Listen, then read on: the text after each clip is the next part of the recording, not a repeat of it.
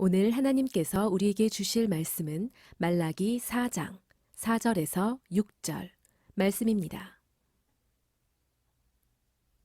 말라기 4장 4절에서 6절 말씀입니다.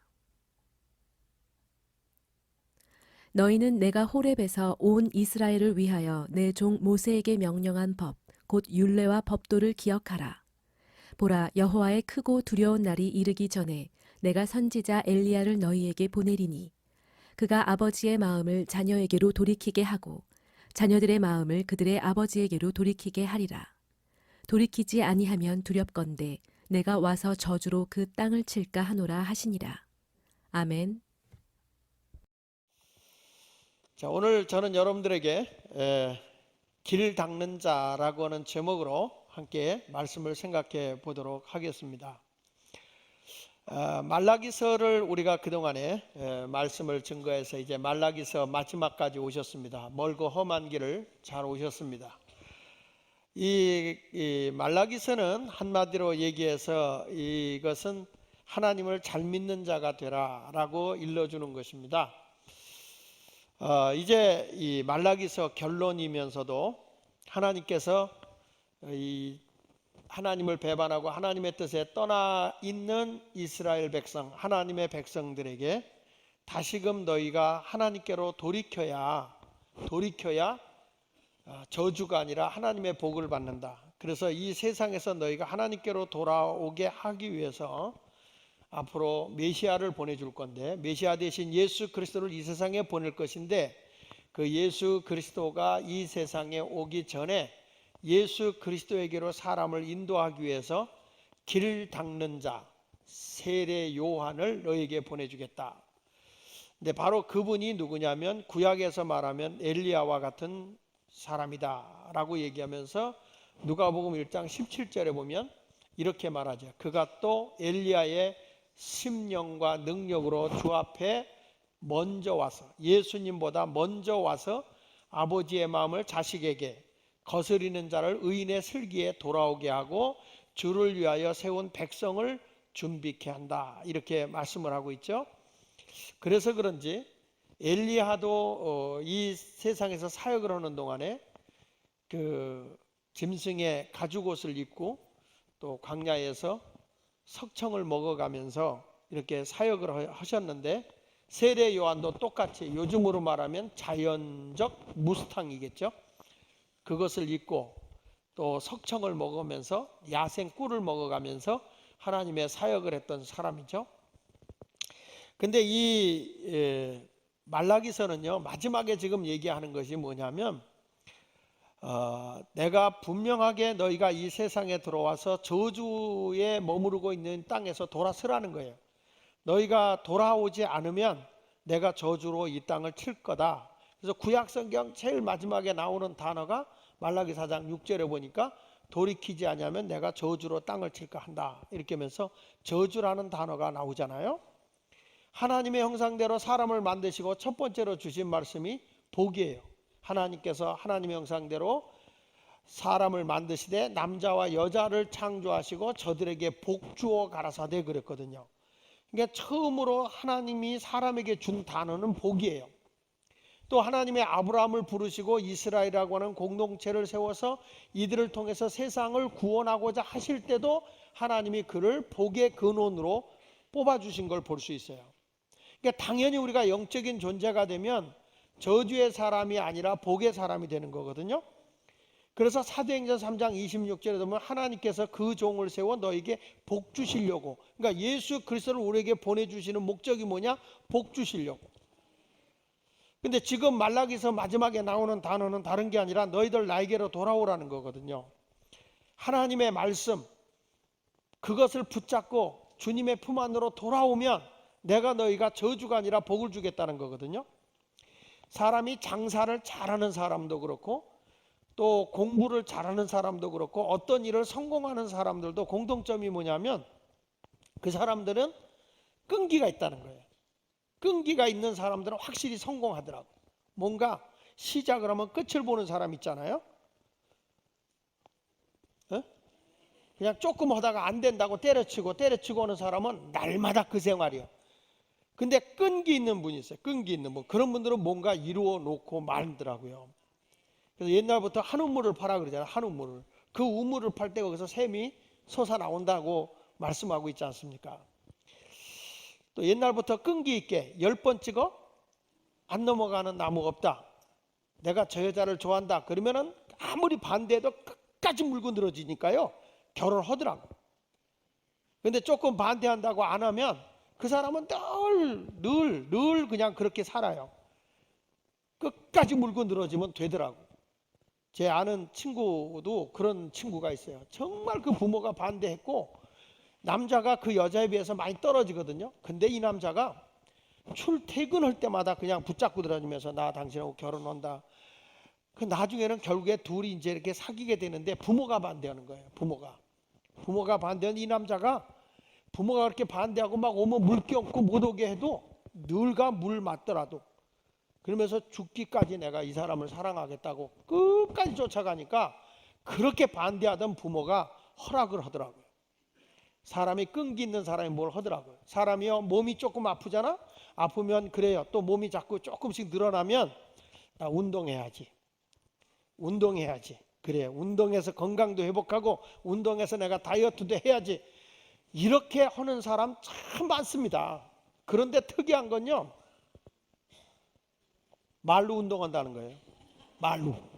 끝까지 운동하는 사람이 없어요. 제가 끝까지 운동하는 사람 보니까 남산 가보니까 다 할머니 할아버지들. 끝까지 그냥 거기서 운동하는 분들이 있어요.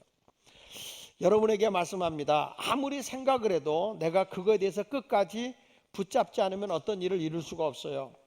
지금 오늘 하나님께서도 우리에게 지금 말씀을 줬는데 우리가 말씀을 다 알아. 내가 그 말씀대로 살아야지. 그 말씀에 따라서 행동해야지 하는데 그 말씀을 붙잡고 그 말씀대로 행동하는 사람은 그렇게 많지 않더라는 거죠. 그래서 오늘 우리 하나님께서 저들이 말씀대로 살지 않는 이스라엘 백성을 보면서 안타까워서 우리 주님이 누구를 보내냐? 이제 세례 요한을 너에게 보내주겠다라고 말씀하고 있는 거죠. 그래서 세례 요한은 어떤 사람으로 왔느냐? 많은 하나님을 등지고 하나님을 떠난 사람들이 메시아 대신 예수 그리스도가 오면 그 길로 인도하기 위한 내가 주님께로 돌아갈 수 있는 길을 닦는 사람으로 온다. 첫 번째로 보면 주의 길을 닦는 자로 오는 자가 누구냐? 세례 요한이에요. 따라합시다. 주의 길을 닦는 자. 누가요? 세례 요한이. 그러니까 주님께로 인도하는 자가 길을 내주는 거잖아요. 그와 같은 모습으로 가는데 오늘 성경 말라기 4장 4절로 5절의 말씀을 보니까 먼저 4절에 이런 말을 해요. 너희는 내가 호렙에서 온 이스라엘을 위하여 내 종 모세에게 명령한 법 곧 율례와 법도를 기억하라. 여기서 율례와 법도는 우리가 익숙한 말 율법이에요. 율법을 기억하라는 거예요. 사랑하는 성도 여러분, 모세는 이 세상에 오셔서 뭘 한 사람이냐? 하나님의 말씀에 십계명이나 율법을 주어서 신앙의 기준을 정해준 분이에요. 무엇이 하나님 앞에 바로 가는 건지 잘못된 길로 가는지를 일깨워 주고 있는 게 율법을 통해 준 율법이에요. 내가 저 사람보다 신앙생활을 잘하니까 예수 잘 믿는 거다.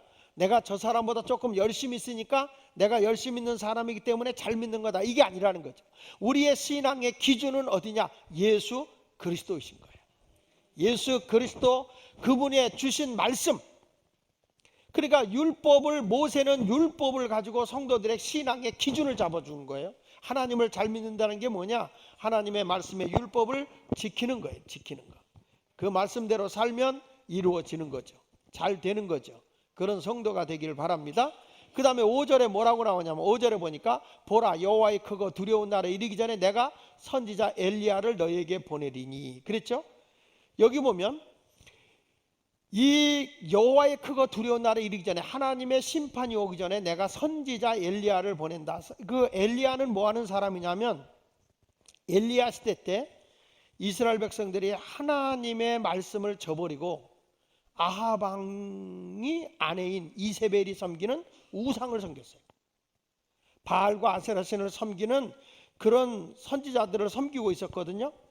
그러니까 이 당시에 모세에 주신 율법을 지키는 것이 아니라 저들이 뭘 하고 있냐면 우상을 숭배하고 있고, 우상을 숭배하다 보니까 저들이 아주 그냥 이혼한 자들이 너무너무 많아지고 가정이 다 붕괴되는 거예요. 가정이 막 여기서 붕괴되고, 그 가정만 붕괴되고 있는 것이 아니라 가난한 사람, 고아나 과부를 멸시하고 무시해버리고 이런 불행한 삶을 계속 살고 있었어요.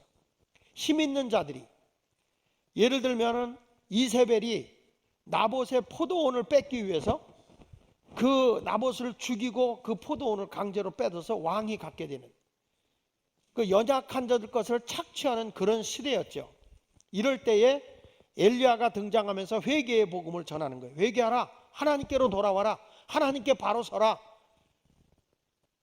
너희가 하나님께로 바로 서지 않으면 이 세상이 저주를 받는다. 그래가지고 3년 6개월 동안 흉년이 든 겁니다. 사람이 얼마나 고통스럽게 해서 3년 6개월 동안. 근데 지금 그런 것을 보여주겠다는 거죠. 너희가 만약에 지금 내게 돌아오지 않으면, 회개하지 않으면, 회개하여 돌아오지 않으면 너희에게 점점 흉년이 든다, 재앙이 온다, 저주다. 이 자리에 와서 앉아 있어도 내가 하나님 앞에 바르게 서지 않으면, 하나님의 말씀의 기준대로 살지 않으면 여러분의 인생이 남하고 싸워서 내가 이긴 것 같아도 그 인생은 점점 저주스럽고 고통스럽고 아픔 속에 사는 거예요. 힘이 있다고 내가 가서 싸우고 재판에서 싸워 이기고 막 억압하고 위협을 가하고 그래서 설상 여러분이 이겼다고 합시다. 근데 그것이 하나님의 진리가 아닙니다. 하나님의 말씀대로 살지 않으면 여러분의 인생은 저주입니다. 안타깝게도 그것은 불행입니다. 남의 것을 그냥 힘이 있다고 그래서 큰소리 쳐가지고 뺏어서 갈취했다고 합시다. 그것이 행복일까요? 그의 말년이 어떻게 됐나요? 그 당시에 아합 왕과 이세벨이 어떻게 됐죠? 죽어서 개들이 그 피를 빨아먹는 거예요. 그러니까 여러분, 이 당시에 엘리야는 와서 이게 잘못됐다는 거죠. 그래서 회개하고 돌아오기를 그렇게 갈망하고 하나님의 말씀을 이렇게 심어주는데도 저들이 그 말씀을 지키지를 못해요. 그래서 그와 같이 바르게 우리가 일깨워주고, 너희가 죄인임을 알고 저주 아래 있는 자임을 알아서 너희의 죄가 용서되고 저주가 복으로 바뀌어질 수 있도록 해주기에 이 땅에 우리를 구원하러 오실 메시아가 계신데, 내가 그분에게로 너희를 인도하겠다. 그래서 길 닦으러, 우리를 구원의 길로, 생명의 길로, 복된 길로 인도하기 위해서 길 닦으러 오시는 분이 누구냐면 세례 요한입니다. 여러분, 우리가 흥하게 살려고 하면 역사적으로 보면 흥하는 나라와 망하는 나라의 차이가 있어요. 흥하는 나라는 뭐가 있냐면요, 흥하는 나라는 길을 내요. 길을 쫙쫙 뚫어요. 망하는 나라의 특징은요, 성을 쌓아요. 성을. 가지고 세계적으로 그런 대표적인 나라를 얘기를 들으면은 로마예요. 로마. 그래서 로마는 뭐부터 했냐, 로마의 지도를 보면 뭐가 선명하게 들어왔냐면 길이요. 길. 그러니까 세계는 어디로? 로마로. 세계의 모든 길은 로마로부터, 모든 길은 로마를 통한다고 그랬어요. 모든 길은. 그러니까 로마로 만들어진 길이 세계의 모든 통로가 되는 거죠. 그러니까 선진국이 된 나라도 마찬가지. 유럽 같은 나라, 독일 같은 나라도 보면요, 뭐 도로가 얼마나 잘나졌는지, 지금도 독일 같은 데는 고속도로 같은 데는 몇 킬로 달리냐면 200킬로로 달려. 200킬로. 놀래지를 않네요. 200킬로로 막 달리고 그래요. 여러분, 미국이라는 나라에 후르시초프가 방문했다가 이 미국의 그 프리웨이죠. 그 고속도로인데, 그 고속도로를 가는데 너무 길이 잘 된 거예요. 미국의 길이.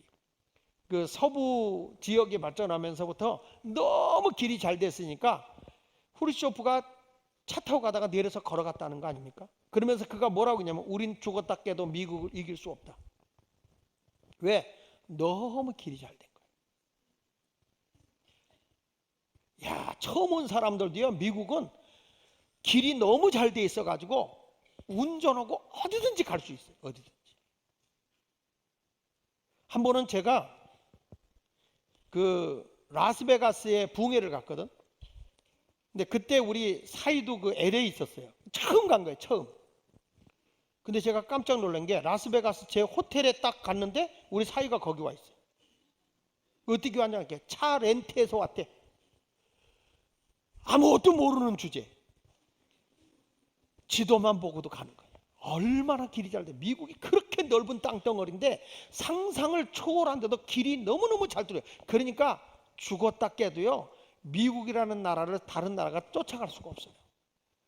대한민국이라는 나라가 그나마도 부산하고 이 중부 고속도로 놓는 바람에, 이 경부 고속도로 놓는 바람에 그래도 이 나라의 경제가 일어날 수 있었던 거거든요. 저는 이 신당동을 오면서 야, 이 동네가 앞으로 크게 경제적으로 성장하려면요, 도로부터 정화돼야 됩니다. 난 다닐수록 짜증나.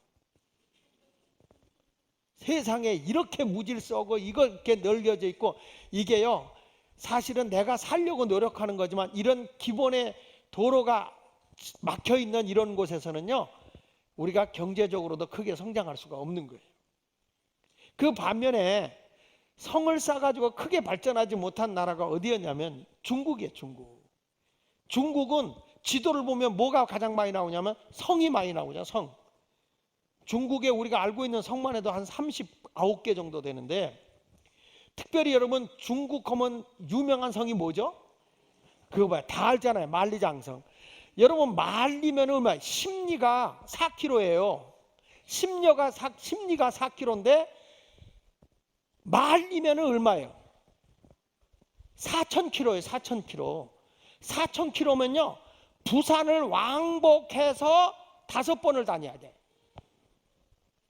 전혀 놀라는 기색이 없네요. 그러니까 다 막아놓는 거잖아요. 성을 쌓는다는 건 막는 거잖아요. 지금 서울시도 기껏 한다는 게 뭐냐면 성벽 재건 운동을 하더라고. 근데 이게요 막혀 있는 것은 안 되는 거예요. 이게 성장하기가 어려운 거예요. 우리나라가 왜 망해서 대원군의 세국 정책, 우리끼리 딱 막아놓고 길을 안 내는 거예요. 그러니까 망하는 거예요. 마찬가지로 우리 예수마을교회가 하나님이 가장 기뻐하는 교회, 미래가 있는 교회가 되려고 하면 길이 열려야 된다. 길부터 내야 된다는 거예요. 길이 내지만 않으면 안 되는데 영적인 길이 낮아야 되는 거죠. 마치 세례 요한이 예수 그리스도에게로 사람들이 갈 수 있는 길을 내고 있는 것처럼 우리 예수마을교회는 불신앙자들이 하나님의 교회를 가볍게 찾아올 수 있는 길을 내야 된다는 거죠. 미래에 대한 길을 내야 돼. 길이 나지 않으면 안 되는 거예요. 복음의 본질은 바뀌어져서는 안 되겠지만은 모든 문화라든지 모든 생활이라든지 변화가 일어나기 위해서 길을 내서 자연스럽게 교회를 사람이 들락날락 할 수 있는 아름다운 길이 나야 돼요. 그래야 구원의 길이 열릴 거 아닙니까? 자꾸 우리끼리만 딱 아지트 쌓아놓고 성을 쌓아놓고 여기 아무도 못와, 여기는 우리의 공간이야, 우리 아지트야, 이러면 안 되잖아요. 우리 목장도 우리 마을도 새신자들이 자연스럽게 들락날락 할 수 있는 그런 공간이 되어야지, 난 잘 모르는 사람과 여기 오지마 이런 식으로 폐쇄적인 공간이 되어서는 안 된다는 거예요. 성을 쌓는 것이 아니라 길을 닦아놔야 돼요. 여러분들도 이렇게 길을 쫙쫙 닦는 사람이 되기를 바랍니다. 지금 제일 인간관계 안 좋은 분들이 어떤 분이냐 하면 다른 사람하고 이렇게 접촉을 못하는 분들 있잖아요. 누굴 만나도 시원시원하게 대인관계를 좋고 관계성을 잘 갖는 사람, 이런 사람은 길이 열린 사람이에요. 근데 어떤 사람인데 사람을 고르고 만나기 싫어하고 어떤 사람인데 자연스럽게 만나야 되거든요. 그래서 찬송가도 있어요. 미워도 다시 한번이라는. 미워도 다시 한번. 자, 여러분, 세계의 모든 것이 다 열려지듯 우리 교회가 이제 오늘 2시 반에 우리 마을도 새로 편성이 되어지고 목장도 새로 편성되어져서 오늘 2시 반에 발표를 하게 되는데, 저는 우리 교회가 이게 단순화시키기로 했어요. 아주 심플하게 교회가 간다. 다만 모든 사람이 쉽게 한 방향으로 갈 수 있는 길을 내자. 그래가지고 이번에 8개 마을을 이제 8개 크게 나눠서 8개 마을 속에 이제 한 서너 개 이렇게 마을이 편성이 되는데, 거기에다가 그 마을마다 전부 다 제가 목적 의식을 하나씩을 줬어요. 그 목적 의식을 하나씩을 줬는데 뭐냐면, 첫 번째가 예를 들면 예배와 기도는 뭐냐? 예배와 기도. 그 마을을 드림 마을이라고 해서 드림 마을. 그러니까 드리고, 우리가 하는 것은 드리고다. 기도도 드리고 예배도 드리고. 근데 그리고가 한글이 아니고 영어로 고예요. 고. 우리는 뭐냐? 드리러 가는 거예요. 왜 얼굴들이 그렇죠? 쉽게 드리고 나누고 도두고 살리고, 이런 식으로 해서 8개를 쫙 이렇게 모두고 이렇게 해서, 하여튼 우리 마을이 뭘 하는 거지? 우리 목장이 뭘 해야 되지? 분명한 목적 의식을 가지고 한 길로. 우리 부가 뭘 해야 되지? 그래서 그런 것들을 한 길로 쉽게 가는 목적 의식을 가지고 나갈 수 있도록 그렇게 딱 짰어요. 그러면 예수마을교회가 앞으로 미래를 볼 때 어떤 방향으로 가야 될 거냐? 제가 요즘에 책을 하나 읽는데, 그러니까 2020년부터 2040년도까지의 한국 교회의 미래라고 하는 책이 있어요. 근데 그 책을 보면은 참 안타깝게도 한국 교회를 긍정적으로 보고 있는 학자들이 없다는 거예요. 거의가 앞으로 교회의 침체, 젊은 세대들이 교회를 떠나게 된다는 거예요. 그 말은 무슨 얘기냐? 교회가 성이 되었다는 거예요. 쌓여 있다는 거예요. 이제는 어떻게 하느냐? 길을 뚫어야 돼. 누구든지 교회를 자연스럽게 찾을 수 있는 길을 내는 곳, 그런 것이 저는 예수마을교회가 되기를 소원합니다. 할렐루야. 그런 아름다운 삶의 신앙을 여러분들에게서 꼭 베풀어 나갈 수 있기를 주의 이름으로 축복을 드립니다. 이게 열려지지 않으면 우리가 아무것도 할 수 없어요. 다 열려져야 돼. 우리가 그 집에도 자연스럽게 찾아갈 수 있고, 그분도 자연스럽게 교회를 찾아올 수 있고. 우리 중구 제가 노인복지에서 이렇게 반찬도 이렇게 해다 드리고, 또 노인들 아프신 분들도 이렇게 찾아가 보고 하잖아요. 근데 자연스럽게 그 집을 찾아가고 또 그분들 자연스럽게 찾아오더라고. 뭐냐? 우리 중구 제가 노인복지 보니까 어르신들이 아주 편안하게 들락거리더라고요. 저도 거기 들어가면 아이고 우리 반찬 잘해서 좋아 그래, 이가 다 빠진 분들도 그렇게 좋아하세요. 그런데 그 반찬을 배달해 주는 분들이 계시더라고.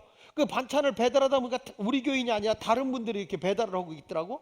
보니까 누군가 하고 봤더니 내가 옛날에 다녔던 금호제일교회 교인들이에요. 그분들이 오셔가지고 나이 드시고, 교회는 그게 나가시는데 여기 와서 반찬 배달하고 있고 아프신 분들 돌봐주고 있고 이런 일도 하고 있더라고. 저는 그렇습니다. 우리가 이 어떤 사람이든지 자연스럽게 찾아가고 찾아올 수 있는 이런 모습. 또 우리 이몽랑 권사님이 지난주에 제가 목요일 낮에도 그런 얘기했는데, 뭘 하시냐면은 노인보호센터 같은 걸 해요. 여러분들이 등급을 받아서 부모님을 돌볼 수 없을 때, 부모님을 내가 돌볼 수 없을 때, 그러면은 어린이집 같이 가서 태워오고 태워다 주면서 낮에 같이 그대로 활동할 수 있는데, 이게 등급을 받으면 정부에서 지원이 나오더라고요. 그리고 우리가 이제 그거에서 시간에 따라서 약 15% 가족이 부담하게 이렇게 하는 건데, 노인들만 집에다 놔두고 어떻게 할 수 없을 때 거기다 부탁하면 다 알아서 해주는 그런 좋은 일, 아주 가보니까 시설도 얼마나 잘해 놓으셨는지 너무너무 잘해 놨더라고요. 나는 우리 교인들이 이런 분들이 많이 나왔으면 좋겠어. 그냥 모든 사람이 자연스럽게 찾아가고, 힘든 사람이 찾아가고 서로 도움이 되고 도움받을 수 있는 이런 것이 길이 닦여 있는 교회가 예수마을교회가 되었으면 좋겠다는 거예요. 꼭 우리 교회에서만 하는 데가 아니라 그런 아름다운 공동체가 이루어지는 길 닦인 곳이 될 수 있기를 바랍니다. 그렇게 되기 원하면 아멘 한번 하시죠. 네. 그래서 우리 교회는 이렇게 길 닦는 교회, 앞으로 미래가 있는 교회가 되도록 함께 노력해 나가시길 바랍니다. 두 번째 가서는 우리가 또 어떻게 가야 되냐면, 하나님 아버지의 사랑 안으로 사람을 모시고 들어올 수 있는 길을 닦는 성도가 돼야 된다. 오늘 성경 6절에 보니까 이렇게 말해요. 같이 한번 읽어보겠습니다. 시작. 그가 아버지의 마음을 자녀에게로 돌이키게 하고 자녀들의 마음을 그들의 아버지에게로 돌이키게 하라. 여기 보니까 그가 아버지의 마음을 자녀에게로 돌이키게 하고 또 자녀들의 마음이 그들의 아버지에게로 돌이키게 하라. 사실 우리가 이 신앙생활 하면서 내 마음이 아버지인 정말 사랑 많으신 하나님 아버지가 나에게 마음을 쏟기까지 또 내가 아버지에게 마음을 주기까지 이렇게 그 한 마음을 갖는다는 게 쉬운 것은 아니거든요. 근데 성경에 보면 그런 마음을 갖도록 한 게 누구냐면 탕자예요. 탕자가 아버지에게 찾아가서 이렇게 했잖아요. 아버지, 나도 이제 컸어요. 그러니까 아버지 돈 많잖아요. 나 상속할 거 미리 주세요. 나 나가서 사업하고 나도 뭔가 자수성가 해가지고 돌아올 테니까 아버지 내 목 줄 거 나 주세요. 그래서 아버지에게 돈을 받아갖고 나갔어요. 사람이 돈이 있으면 사람이 붙어요. 막 이상한 여자들이 붙었어요. 빗자루단 여자들이 붙었어요. 오빠 사장님 하면서 막 붙어요. 세상에 아버지의 엄격한 그늘 밑에만 있다가 막 예쁜 여자들이 오빠 사장님 하면서 밥 사줘 막 이러면서 막 그러니까 기분이야 기분 먹어 돈도 많겠다 막 썼어요. 여러분 모으기는 힘들어도요 흩트기는 쉬운 거야. 졸지에 아버지 거 가져가서 뭔가 해보려고 다가 다 털어먹었어. 아무것도 없어요. 직장을 가지려고 하는데 마침 또 그때에 흉년이 들어서 직장을 잡을 수가 없는 거예요. 그래서 어디 갈까 하다가 나 일자리 좀 주세요. 오늘날과 같아 대학생들의 지금 한 200여만이 일자리가 없다고 그랬잖아요. 그래가지고 일자리 좀 주세요. 그래서 일자리를 찾은 게 뭐냐면 돼지 키우는 집에 일자리를 찾은 거예요. 갔더니 돼지를 돌보고 먹을 걸 주고 하는데 뭐 돼지 먹이도 잘 안 줘. 흉년이 너무 들어서. 그래서 쥐염 열매 따다가 먹이라고 하는데 이 돼지 키우는 사람에게도 먹을 걸 안 주네. 그래서 돼지 먹는 쥐염 열매 그런 거 그 쓰디 쓴 거 이런 걸 갖다 먹다 몸이 피골이 상접한 거예요. 너무 힘드니까 그제서 누가 생각이 나냐면 아버지가 생각이 나는 거예요. 우리 아버지 밑에 가면 우리 아버지는 어떤 마음이냐? 사랑이 많은 아버지요. 너무 좋은 아버지야. 아버지에게서 떠나보니까 아버지의 그늘이 그리워. 그래서 앉아서 넋두리를 합니다. 우리 아버지 집에 가면 아버지 밑에서 일하는 사람들도 배 터지게 밥을 먹을 텐데 나는 여기서 돼지들과 같이 줄여서 죽게 됐네. 고민하다가 그가 이런 생각을 했어요. 우리 아버지는 사랑이 많고 좋은 아버지야. 근데 내가 너무 불효자식으로 아버지 거 다 탕진했으니까 아버지에게 돌아갈 수는 없어. 가서 아버지 나는 아들 자격은 없지만 아버지 밑에 있는 저 품꾼들처럼 나도 일꾼으로 한번 써주세요. 나도 먹고 살게끔 품꾼으로 써주세요. 이렇게 할 것이다 생각을 하고 이 사람이 누구에게 마음이 돌아간 거예요? 아버지에게로 마음이 돌아간 거예요. 아버지에게 돌아갔는데 이 아버지의 마음을 누가 알고 있는 거냐면 아들이 알아. 탕자가 알아요. 우리 아버지는 나를 내치지 않을 거야. 그래도 만약에 아버지가 너 같은 거 안 봐, 너 같은 거 2번 안 봐, 그러면 아마 그 아들은 아버지에게 못 가고 한강대학 풍동과로 갔을 거예요. 아니면 63빌딩 낙하산가로 갔든지 죽었겠죠. 그런데 우리 아버지는 그런 아버지는 아니야. 나에게 사랑을 가지고 있는 아버지야. 품꾼 정도는 받아줄 수 있을 거야. 아버지와 뭐가 통한 거예요? 아버지의 마음을 읽은 거예요. 그래서 탕자가 거린의 행세라고 거린의 모습으로 그리고 돼지하고 같이 지냈으니 얼마나 냄새가 나겠어요? 그리고 그 당시에는요 유대인들은 말이죠 돼지는 부정한 짐승이라고 해서 근처에 가지도 않아.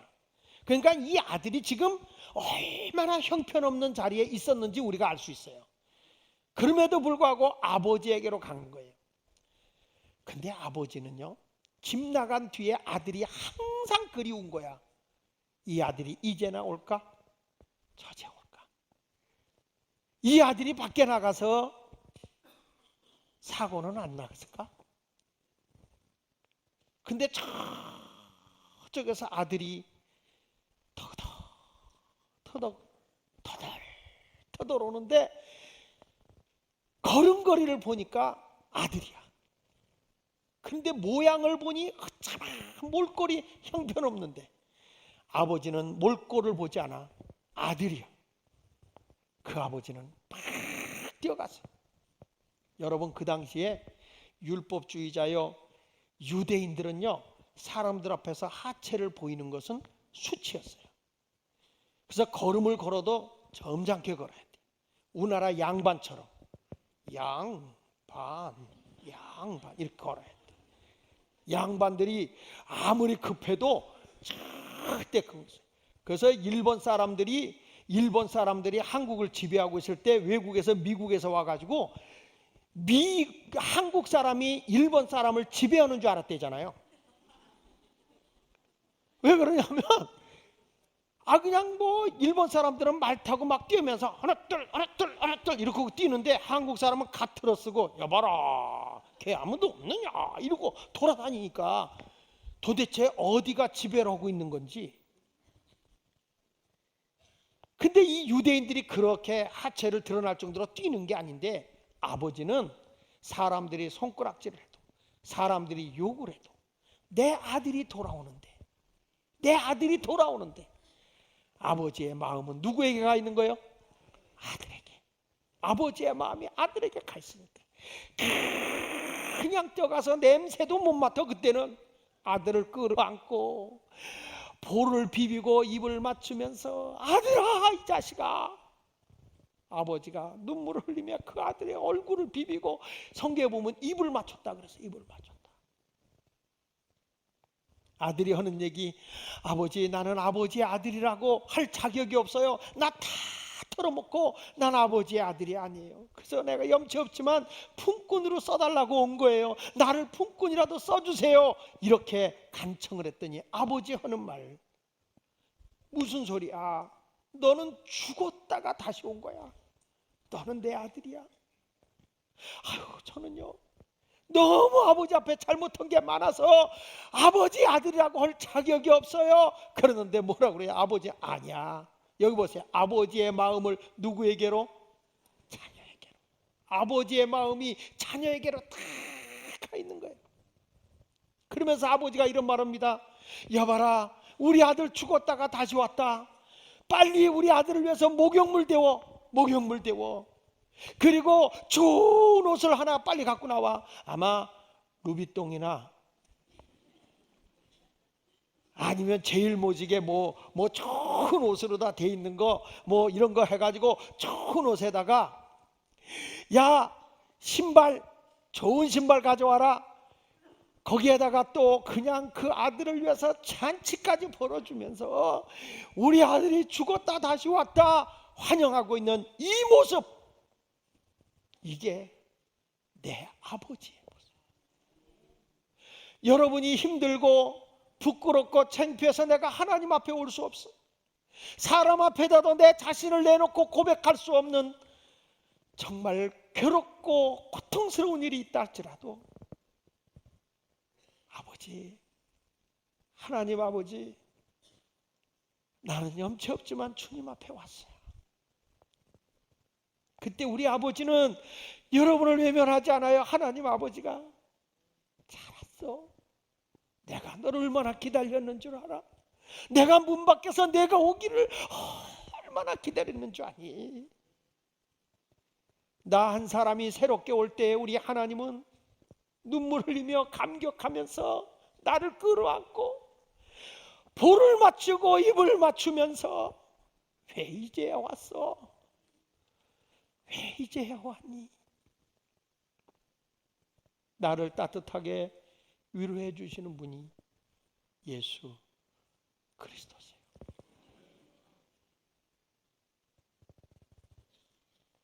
하나님은 여러분을 한 사람 한 사람 보는데 졸지도 주무시지도 아니하면서 눈동자같이 나를 지키고 있어요. 허물이 많아도, 내가 지치고 낙심이 돼도 사랑 많으신 하나님 아버지 앞에 돌아오기만 하면 내가 너를 사랑한다. 여러분, 어디 가서 위로받겠습니까? 여기 보십시오. 자녀들이 마음을 그들의 아버지로 돌이키게 한다. 그렇게 너희가 하나님 아버지 앞으로 돌아오면, 여기 이렇게 말하잖아요. 돌아오면 반대로 복을 주지만 너희가 돌이키지 않으면 두렵건대 내가 와서 무엇으로? 저주로 그 땅을 친다는 거예요. 여러분, 오늘 예배 정말 잘 오셨어요. 하나님이 여러분을 얼마나 사랑하는지. 이제는 저주가 물러가고 불행이 물러가고 하나님의 은혜와 사랑과 행복함이 주어지기를 축복합니다. 유명한 성 프란시스코가 제자들을 데리고 금식하며 기도를 하게 됐습니다.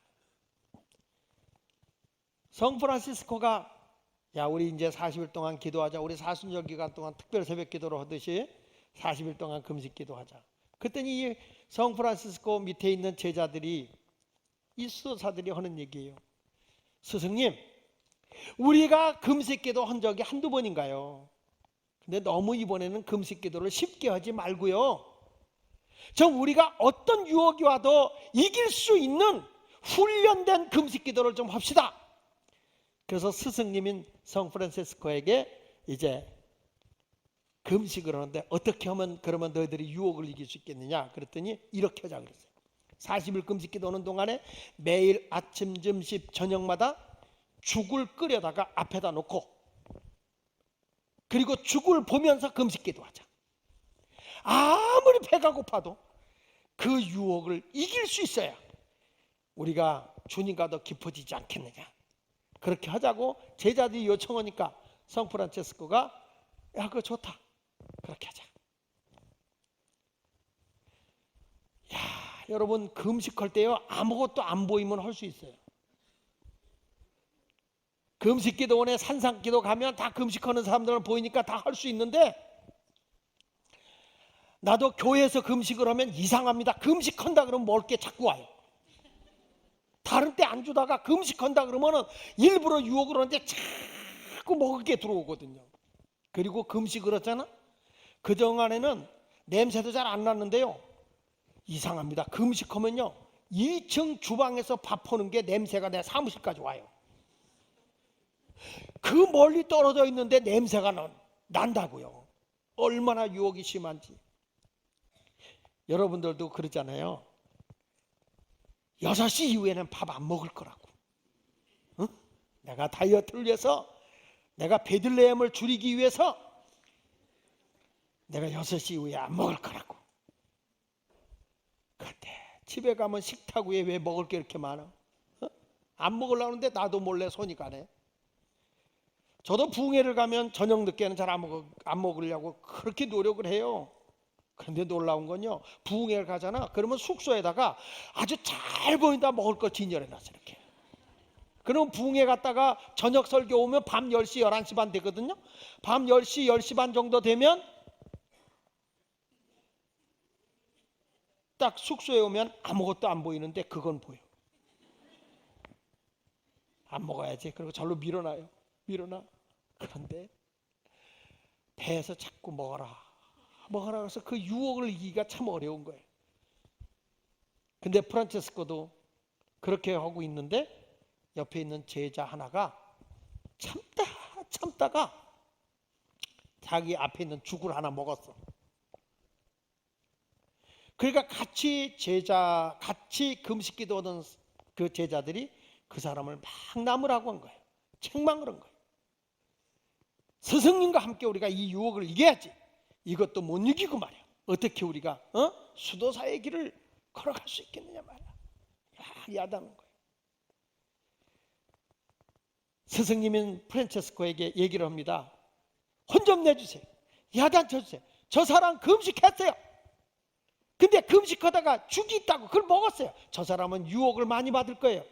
신부로서 혼자 가다가 어떤 여자가 오빠 그러면 넘어갈 놈이요. 저놈은 이제 그런 식으로 막 정죄하는 거예요. 그 사람을 볼 때마다 죽 한 번 먹고 얼마나 눈치를 주는지 못 견디겠어. 프란체스코한테 어떡할까요? 저 사람 어떡할까요? 그리고 막 제자들이 얘기를 하는데 그때 프란체스코가 이런 말을 했어요. 참 나머지 밥을 안 먹고 죽을 안 먹고 금식하고 있는 제자들을 뚫어지게 보더니 이 프란체스코가 죽을 들어서 다 먹어버렸어, 자기가. 그러니까 제자들이 펄펄 뛰는 거예요. 아니 스승님 이게 뭐 하는 일입니까? 이래서는 안 되지 않습니까? 그랬더니 그때 이 프란체스코가 이런 말을 했어요. 형제의 허물을 덮어주지 못하며 하는 금식이 무슨 하나님께 영광이 되겠느냐. 차라리 죽을 먹으면서 서로 화목한 것이 낫다. 너희들이 지금 금식한다고 하면서 그거 조금 먹은 거 가지고 그렇게 나무라고 하고 책망하고 그거 원수 맺고 사는 것보다는 차라리 죽 먹고 화목하게 사는 게 낫다. 그래서 먹자. 그래서 다 먹었대요.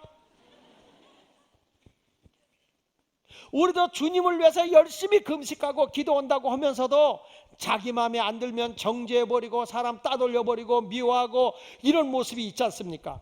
그러니까 하나님 아버지의 사랑의 마음의 길로 우리가 가지 못하는 경우를 많이 보게 되는 거죠.